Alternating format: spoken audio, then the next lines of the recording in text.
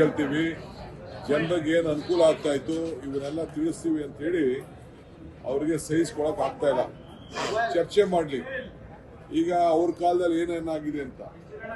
ಈಗ ನರೇಗಾ ಮನ್ರೇಗಾಲಿ ಒಂದೊಂದು ಪಂಚಾಯತಿಲಿ ತೀರ್ಮಾನ ಮಾಡ್ಬೋದಾಯ್ತು, ವೈಯಕ್ತಿಕವಾದ ತೀರ್ಮಾನ ಆಯ್ತು. ಅವರು ಹೇಳಿ ಈಗ ಎಷ್ಟು ದಲಿತ ಕಟ್ಟಿಗೆ ಕೊಟ್ಬೋದು, ಎಷ್ಟು ಜಮೀನು ಮಟ್ಟ ಮಾಡ್ಬೋದು, ಯಾರ ಜಮೀನು ಮಟ್ಟ ಮಾಡ್ಬೋದು. ಅವರ ಸರ್ಕಾರದಲ್ಲೇ ಬಿಜೆಪಿ ಗೌರ್ಮೆಂಟ್ಗಳೇ ಇದನ್ನ ಇಂಪ್ಲಿಮೆಂಟ್ ಮಾಡೋಕ್ಕಾಗಲ್ಲ. ಇವೆಲ್ಲ ನಾವು ಬಿಚ್ಚಿಡಕ್ಕೆ ನಾವೆಲ್ಲ ದಾಖಲೆಗಳು ಮಾಡಿಕೊಂಡು ಕೂತಿದ್ದೀವಿ. ಸೊ ಚರ್ಚೆ ಮಾಡಿ ಅವರು ಮಾಡಲಿ, ನಾವು ಮಾಡೋಣ. ಸೊ ಅದು ಬಿಟ್ಬಿಟ್ಟು ಡೈವರ್ಟ್ ಮಾಡೋಕ್ಕೆ ಲಾಸ್ಟ್ ಡೇ ಇದೊಂದು ಡ್ರಾಮಾ ಮಾಡ್ತಾ ಇದ್ದಾರೆ ಅಷ್ಟೇ. ಇಶ್ಯೂನೇ ಇಲ್ಲ. ನೇರವಾಗಿ ಯಾವ ತನಿಖೆ ಬೇಕಾದ್ರೂ ಕೊಡ್ಲಿ, ಯಾವ ತನಿಖೆ ಬೇಕಾದ್ರೂ ಆರ್ಡರ್ ಮಾಡಲಿ. ಅರ್ಥ ಆಯ್ತಾ?